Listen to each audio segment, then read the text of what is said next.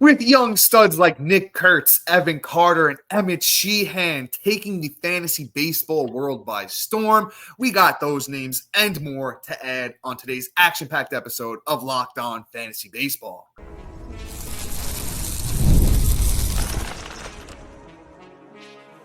You are Locked On Fantasy Baseball, your daily fantasy baseball podcast. Part of the Locked On Podcast Network, your team every day. Hello, fantasy baseball fanatics, and welcome to the Locked On Fantasy Baseball podcast, brought to you by the Locked On Podcast Network, your team every day. As always, we're your number one source of fantasy baseball knowledge, and thank you for making us your first listen each and every day. I'm your host, Dominic Martino, here as always with my brother, my co-host, my partner in crime, Matthew Ahne. And if you're watching on YouTube and you haven't already, hit that little bell below. It's going to subscribe you to the channel and give you a notification every time we drop a new episode. Or if you're listening on the audio side of things on a platform like Apple or Spotify, that allows 5-star ratings and reviews. We would truly appreciate it if you do that for us as well. And lastly, give us a chance on the Insider Track, where we offer so much more than we have in these 30-minute episodes. So check us out. The link is in the bio wherever you're listening, watching, and it's available on any of our social media platforms. Today's episode is brought to you by FanDuel. Right now, new customers can get $200 in bonus bets when your first $5 bet wins. And Matt, listen, these prospects, man, listen, they don't always hit right away. We always say that. I mean, unless you're Nick Kurtz. But listen, Carter, Michael, Emmett Sheehan, Evan Carter, so many of these young studs are finally starting to pan out. And listen, we got to lead the way with the guy, the youngest, the most impressive, arguably, Nick Kurtz. Matt, let's talk about him. So, I mean, Kurtz, it has impressed me wholeheartedly, even with the giant slump he had leading up to the injury, which I think injury was factoring into a lot of it, and growing pains of the promotion to the MLB, to the major leagues. But here's the thing, right? Even with all his struggles and the little slump, he's still batting on the year with that really bad slump. And I'm really hyper focusing on that slump because it was bad. I'm an owner. A 252 batting average, right? But the scariest part is in 127 at bats, he has 8 home runs. Okay. That is really impressive for a guy that has just gotten the call, let alone the pace. If he were to get, a total season, 162 games or even 150 games, that pace is actually outrageous. And everything is kind of showing and coming to fruition that we've seen in the minors, where ultimately, the power that we've seen, the plate discipline, the batting average, these things are adding up. I'm digging it. I think that there is actually a path for him to just straight up be exactly who he was in the minors that thrusted him into the majors. And that all gets me hot and bothered. And even the underlying stats kind of got me going too. The expected slug is 506. The average exit velocity is sitting at 92.6 miles an hour. He's barreling 14% of the time, creating hard contact just under 50% at 49.4% of the time. And he's not really chasing. Yes, he's whiffing and striking out, and we'd like to see a little bit more on the walk side. But ultimately, he's doing just fine. And you know what? Quite honestly, he's just doing good things. He's not really struggling against anything but breaking pitches either. He's batting 271 against fastballs, off-speed pitches hitting 250, and the breaking balls are hitting 225. And I'm not really mad at that. The fact that he's hitting successfully on the off-speed and the fastball kind of just tells you that things are just going to come even sooner as he keeps getting his reps at the plate, which just means a bigger explosion. Him being 33% at first base, it just kind of just makes him more desirable for me. No matter what, whether you have a struggling Vinny Pasquantino who has been hot recently, whether you've, dealing with the decline of Soderstrom or other guys that were already hot at the beginning of the season, now starting to teeter off a little bit. Now is the time to kind of capitalize and pick up, Kurtz, who I think could be a rest of season breakout and stud for your fantasy team. So Kurtz just needs to be added wholeheartedly and everywhere. He should be up to 90% at this point. Matt, I'm with you. I love Kurtz too, but listen, don't disrespect the Pasquatch who homered today as we're recording. He's up to almost 270, 280. I love a little bit more power, don't get me wrong, but I love Vinny P, and I know you do too. But let's talk Kurtz. The kid's been great. Let's look at what he's done since May 20th. 13 games, 50 at-bats, 10 runs, 3 doubles, 7 homers, 15 RBIs, hitting 320. Kurtz reminds me of another big lefty, and if you've been around for a while, you'll remember the name, Adam Dunn. I think this kid is 6'5", 240. maybe he'll Better have than Adam Dunn. I would say have a little bit better. Listen, Adam Dunn's really, really good. All-star multiple times. Nick Kurtz, I think will have a little bit better of a batting average, but if he winds up being a 240, 250 guy that hits 40 home runs for 5-6 years straight, I think we'll all take that. So I might, even with the good stretch of batting average of late, might temper my expectations in the batting average department. But this kid is, I think, a lock for 40 homers, on a year-to-year basis if he could just keep, going the way he's going. Like I said, there might be upside for a little bit better of batting average, but dude reminds me of Adam Dunn a lot. So let's keep things pushing. Let's talk about this next guy. Matt, you did a great job there with Nick Kurtz. Let's move on. Let's talk some Evan Carter, man. Another former top prospect. Progression is always linear. Evan Carter dealt with injuries, but listen, this kid was a key contributor during that World Series run for the Rangers. Hit 306 back in 2023. It was only 23 games, but he had 5 homers, 3 steals. Looked really, really good. Was banged up last year. He got 45 games in. But listen, on the season, it's 24 games. He's up to a 265 batting average with 7 walks compared to 12 strikeouts. Love that. Even last year he had 15 walks through 45 games. So he's right, almost there already. Love to see that. Got 4 homers, 10 RBIs, 3 doubles, 13 runs. And once again, that's through 24 games and 68 at-bats for Evan Carter. But specifically of late, the kid's just, been on a tear. He's been hitting leadoff for the Rangers, man. I really like what Evan Carter's been up to. He slowed down the last few games, but he had a nice little stretch there from June 8th to June 12th, where he, over 4 games, had 3 homers, a bunch of hits, had 2 3-hit games and 2 2-hit games during that stretch, had 7 runs and 7 RBIs with 2 steals. The kid's catching fire, and he's only 34% owned on Yahoo, which I think that needs to get closer to 65, 70, if not higher, because of the prospect pedigree and what this kid could do. I think that Texas team as a whole is going to catch fire here with Langford. I think Simeon and Garcia are in for better days. So I think Evan Carter is, one of a must add for me, honestly, especially if you play in a little bit of a deeper league, those, 12 mans, he's probably still out there in a lot of those. Anything deeper than a 12, Evan Carter should be already owned in. But like I said, the kid's got prospect pedigree, hits the ball hard, got, a little bit of speed, got some pop, has 25 upside with a strong batting average. So Evan Carter, for me personally, must add for sure. Yeah, Evan Carter is somebody that I had high hopes for coming into the season. That injury really just, slowed that down. But I think now that he's here, he's ready to rock. I mean, ultimately, Dom, you summed it up really good. Going into last year before the injury, he was the most proven rookie going into that season. Out of everybody that was up. So we saw the most of him. We saw exactly what he can do. And you know what? Injury happens, it's going to slow down your play, and it could derail a whole season. We've seen it countless times. So Evan Carter's somebody that definitely has a confidence boost and could be a sneaky little pickup. So I'm all for it. But let's move on. Let's talk about Sal Frelick of the Brewers playing outfield. And quite honestly, he's interesting. I don't think this guy has a lot of long-term value, but he is a tool, or better yet, an everyday play, because I think long-term value might be here to stay. But Sal Frelick is following a lot of the rules that I like. 1, batting average off the waiver wire. 2, stolen bases at a consistent rip off the waiver wire is another rule I like to follow. If I can get that cheap, I'm going to do it on the team that's actually hitting pretty well right now. Christian Yelich is on fire this season, along with, the rest of that team. So it's exciting that Frelick is benefiting from it. And he's coming at a cheap price. He's 32% owned. So he's out there in a lot of leagues. He should be owned definitely in anything greater than 12. And I would even say in 12 with deep benches, because you know what? Where are you getting batting average production? Where are you getting stolen bases if you've lost a guy, or if you weren't able to go in and hone in that in draft day? So Frelick is a guy that's definitely going to be a great tool and a great utility bat for you, let alone too, especially in points leagues. He has 8 doubles on the season, 8 triples on the season. He's walked 21 times to 38 strikeouts, which is great. The batting average is 289 on the season. He has an OBP of 350, a slug of 391, and an OPS of 741. So he's checking all the boxes that you want to see, depending on what obscure Roto League stats you have going on, where he's just contributing everywhere except for power. And that will never happen for him. I mean, the dude has an average exit velocity of 85 miles an hour. So just don't count on him for that. But everything else, the on bases, the hitting, the doubles, the triples, OPS, all that wonderful stuff, is there for him. For Frelick, just needs to be added. Only time I'm really like, streaming and dropping is 10 and 8-man leagues, the shallow leagues itself, that where Frelick just becomes irrelevant before Dom can get his lick on how he feels on Frelick. And with Cam Smith coming up, you're going to want to stick around for the rest of the show. All coming up next.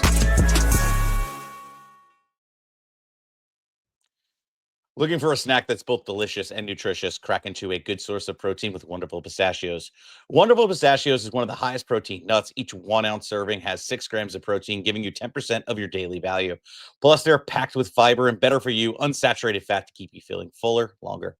Personally, I love the no-shell variety, which I truly do. It's a perfect grab-and-go snack for a busy day. I got kids, and quite honestly, you barely have time to think, let alone eat, so they're perfect for it. And if you love cracking open every shell and get that satisfying crunch, the in-shell options are always a classic favorite, which who doesn't love that sitting at a bar? So get snacking and get cracking with the snack that packs a protein punch. Visit wonderfulpistachios.com to learn more. Hey, look, you want a little bit more than what we offer in this 30-minute podcast? Look, there is a way to get in there, and that's getting in on the insider track. It's this whole inside community where you get waiver wire rankings for each show, so you know who to prioritize. You get key facts that we kind of highlight that we feel are important that you should be thinking about when you're adding certain players or thinking about trading for certain players. You could also get prospect call-ups. Hey, you want to be ahead of your league and get the alerts before anybody else. Like Bubba Chandler's still in the wind. Campbell got sent down, but there's a world where he comes back and he catches fire. Other guys, when they get the recall or the call, you're going to want that ahead of your leagues. Plus, you'll be able to ask Dominic questions and get an answer in 24 hours. So please check us out. You get a free 2 weeks just to boot. So links in the description below.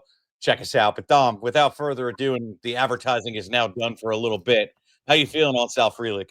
I love Sal Frelick, man. Former top prospect, once again, Brewers outfielder. If you're not familiar with him, has a really strong track record in the minors, man. Hit over 300 pretty much every year he was down there.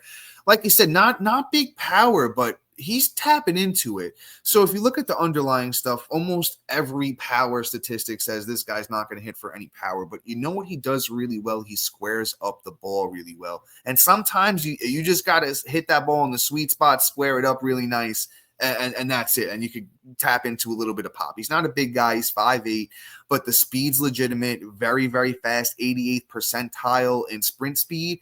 Also a great base runner. He just has a great instinct for stealing bases. He's up to 14 steals already this year in 71 games. Last year, through 145 games, he only had 18 steals. I just love the progression of a kid like this. You see it through his first 3 years in the bigs. He's still only 25 years old. Matt, I'm going to go ahead and make a bold prediction. Tell me if I'm crazy. Sal Frelick, top 40 outfielder next year. I think he sneaks in there, man. I think he's going to hit, 280 plus. I think he's going to steal 30 bags. I think he gets 8 to 10 homers. The runs, he can get to 90 plus. They moved him up to the leadoff spot. I think there's big things in store for Frelick for the rest of the season. He's only 32% owned on Yahoo. I think he should be, once again, close to where Evan Carter should be, 75, 70% owned, just because I think the upside on this kid's legitimate. If you lost to Chandler Simpson, if you need steals, a guy that's going to hit for average and give you runs, that's hitting leadoff, for Matt mentioned a good team, the Brewers, Christian Yelich, Jackson Chourio and them boys over there, and hitting behind, right in front of them, he's going to get driven in a good amount. So I'm big on Sal Frelick. Another guy, I want Evan Carter a little bit more, but I think Sal Frelick's not too far behind. And, I think over the next couple of weeks, we're going to see that ownership percentage rise. So if you need an outfielder that, has 3-tool upside, I'd add Frelick. Let's move on, though. We got another former, not as high prospect as the other guys, but, pretty high end, Cam Smith. Third base and outfield eligible on Yahoo, plays for those Houston Astros, 31% owned on Yahoo. And boy, has this kid been heating up since, I want to say, June 11th, where he went 2 for 4 with 2 runs. He's been on fire since then. 2 for 4 again on June 13th with 2 RBIs and a run. His last 2 games in particular for Cam Smith, June 17th, 4 for 5 with 2 home runs, 3 RBIs and 3 runs. Then he followed that up on the 18th, 3 for 4 with 2 runs and an RBI. there might be something here. The numbers are starting to look pretty good on the year for Cam Smith. 276 batting average, 28 runs, 5 homers, 27 RBIs, and 3 steals. Got some power, got some speed, hasn't been hitting in a great spot in that Houston lineup, but Houston's been a lot better, in the past month or so, but really been, playing well. So there's upside here. Don't like him as much as the other 3 former top prospects as we just covered, but Cam Smith, if you missed out on those guys, a decent amount of upside here. I like what he's done so far. Yeah, I mean, he also started off with probably one of the worst starts I've seen a prospect have in a while. After having a major spring that we all thought that, okay, this kid might break out and just be absolutely monstrous. Cam Smith was, on the radar, but it wasn't completely disappointed in the month of April, but then really turned it around in May and June. I'm thoroughly impressed the fact that he's finished both May and June with a 307 and a 321 batting average, and now we're starting to see other things come to fruition. Cam Smith, I think the fact that he's also gained outfield eligibility along with third just makes him, more attractive. Now in points leagues, he is killing you at behind the plate with the massive strikeout numbers to walk ratio with only 19 walks to 61 strikeouts. But I still want a piece of the pie. I think the power will kind of come up too. We're starting to see that rise at some point, which there isn't a tracker of, weekly or monthly. But the average exit velocity has gone up from what I've noticed. It's almost at 90 miles an hour. So I think he's starting to get the groove, and I think that Cam Smith is definitely turning a corner. Definitely needs to be added. Third base and outfield eligibility, without a doubt. Now, this next guy here, Michael Toglia. Toglia. Toglia. Okay. Oh, wow. I'm sorry for disrespecting my fellow Italian here, but all right. But ultimately, he's an interesting one. I don't know how great I feel about him, being that he's hitting 206 on the season, but he needs to be talked about. Toglia, I think, is somebody that, with the way he's performing today, I feel like he needs to be added. He's not a guy that's going to have long-term, optics at all. The last week is really just the key part. 3 runs, 3 bombs, 5 ribs, batting 385. On top of that, he's at home this week, going into the weekend playing against Arizona. Anytime a Colorado Rocky player is home, I want a piece of the pie. Him having 9 home runs on the season, is intriguing. Hopefully with the hot batting average, him having 3 over the last week, maybe we can capitalize and sneak in another one. On top of that, I mean, just, hey, when a guy's hot like this, you got to ride that wave, like we always say. So Toglia is somebody that just needs to be added and streamed, but I'm not looking at him in shallow leagues. He's definitely like a 14-man, 15-man or deeper, or, NL only kind of type deal where I'm going to be looking to stream him. Other than that, I'm not really caring in the shallow leagues. So don't even bother 12 and below. It looks like my friend has frozen in place, so we'll just call him Mr. Mime. Who knows? But you know what? This is the perfect opportunity before we come back here and Dom finally decides to unfreeze like Mr. Freeze. I'm going to hit this break, and then we'll come back with all the pitchers that you need to add for the weekend and for next week coming up after this.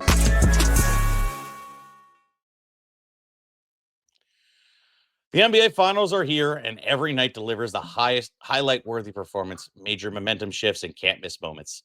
Whether it's in-game winning shots, breakout players, and never been better time to get in on the action. FanDuel makes it even easier to get in on the game before tip-off and live. With player props, performance trends, and same-game parlays, fans have more ways than ever to play smart and win big. Which players are showing up at the biggest moments? How could you tracking their trends and help build your bets? Well, you just want to use the whole interface there on FanDuel. It'll help you build your parlays and all that wonderful stuff. So I'm going to give you a little bet in the middle here. So I've been taking a lot of fun stuff, especially with these guys on a heater here. And quite honestly, the way that my boy Kurtz has been hitting the home runs, I have to get in on it. So I'm going to go for him for a hit, a home run, a hit, and a rib, and at least 2 bases, along with Langoliers getting a hit, and the pitcher of the day getting over on its strikeouts and plus whatever. So if it's 5.5 to a 6 total strikeouts, and that should be a great return in all honesty. So I'm getting on that. So without a doubt, FanDuel, is an awesome place for that. And you know what? If you want a shot at winning 200 plus bonus bets, just place your first $5 bet with that bet I just told you.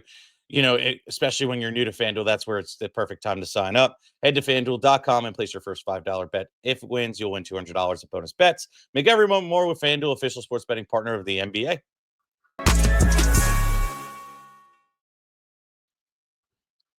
So, without further ado, Dom has made his appearance back after we made the ad. So, thanks for leaving me hanging.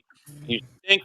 But I had some technical difficulties with my internet over here. I appreciate you and all the fans bearing with me. But can I ask, did we talk about Emmett Sheehan yet? No, you came back at the perfect time. So go ahead, take it away. I appreciate that. I'm actually very excited to talk about Emmett Sheehan.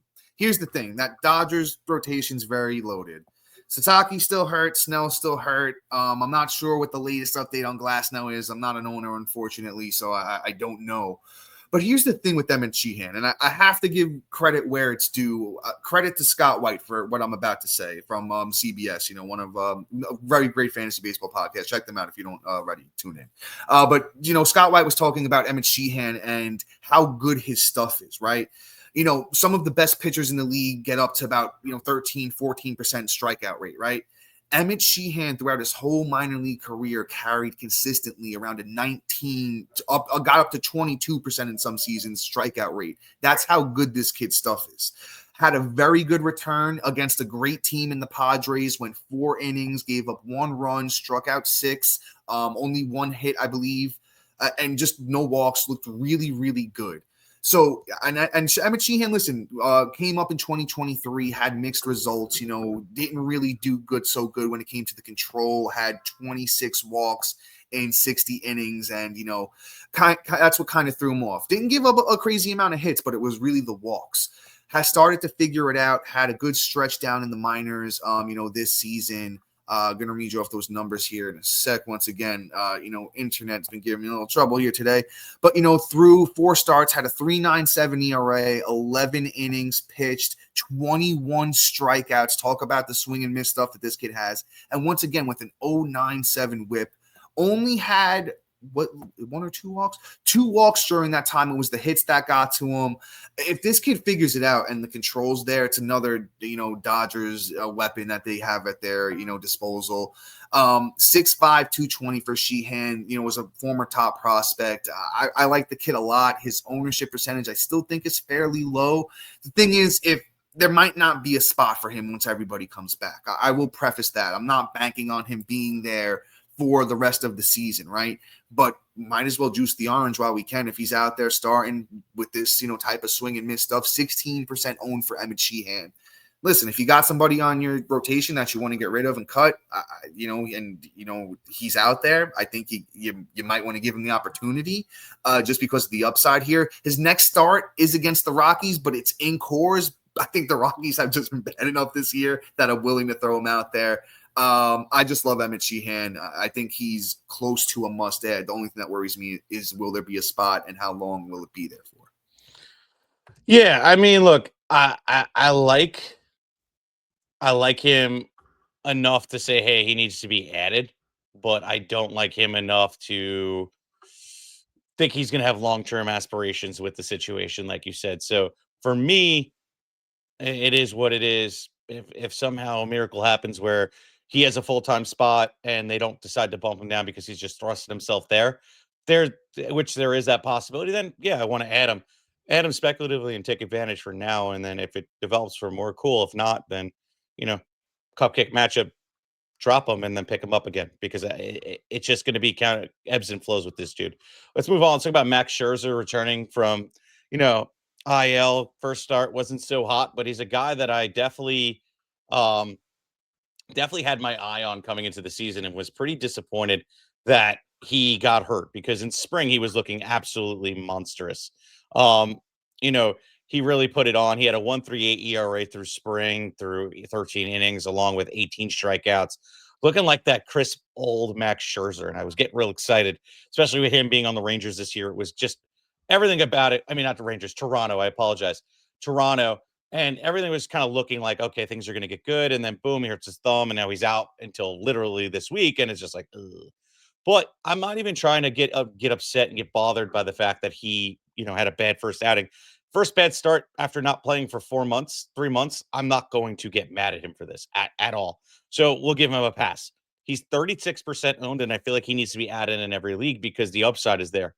If your guy starts doing this kind of stuff and just, hey, he's good when he's healthy, I'm kind of good with that. That's the same kind of methodology you have with DeGrom or Kershaw or these older guys that, when healthy, they're a better pitcher than most. And the fact that they're available on waiver wire right now just needs to be added. So Max Scherzer needs to be added. And if he has any kind of production, like I think he will, he's going to be a great start from here on out until he goes down. Matt, very, very well said there with Scherzer. While he's out there, you're going to get good strikeouts. You're going to get big control. He's a little bit prone to the long ball.